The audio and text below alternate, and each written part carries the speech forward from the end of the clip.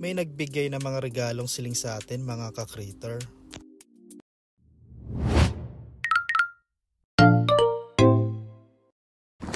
Yo, what's up mga ka-creator? Welcome back sa Exo-Creator Corner. Bago tayo magsimula, gusto ko muna magpasalamat sa nagbigay ng package na i-unbox natin ngayon. Si Sir Omal Cabaltera at yung isa pa niyang account na Master Ocab. Kung naghahanap kayo mga ka-creator ng quality at healthy na tarantula sling, mag-message lang kayo sa account ni Sir. Sobrang legit, solid kausap at highly recommended. Ang angas naman ng pagkakapackage ni Sir. Master Pet Batang Basay. Oo nga pala mga ka-creator, kahit nasang part ka ng Pilipinas, kaya umabot ng mga sling ni Sir. At guarantee na buhay na makakarating sa iyo ang mga order mo.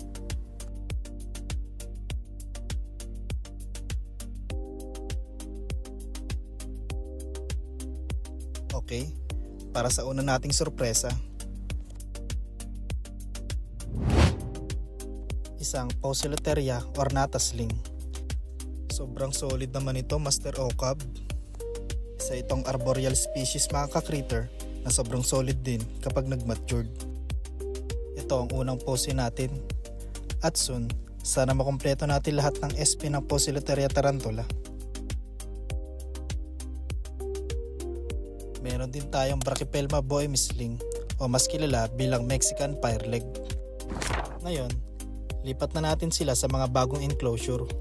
Unahin natin tong arboreal setup para sa ornata.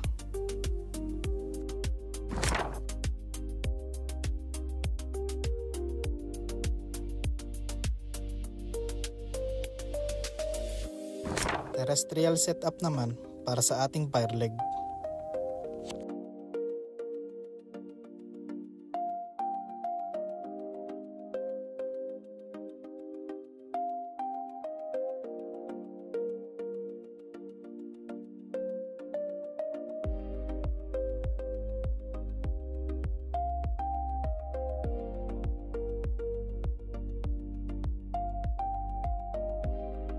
Nangingitim na yung fireleg sling natin mga ka-creator.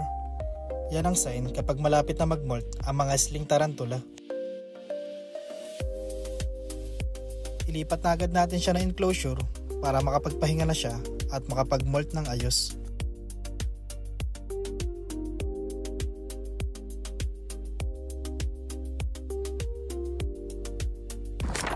Dalawang bagong creators, dalawang bagong journey na aabangan natin. Kaya stay tuned mga ka-creator dahil soon bibigyan natin sila ng mas detalyadong spotlight sa kanya-kanyang creator picture video.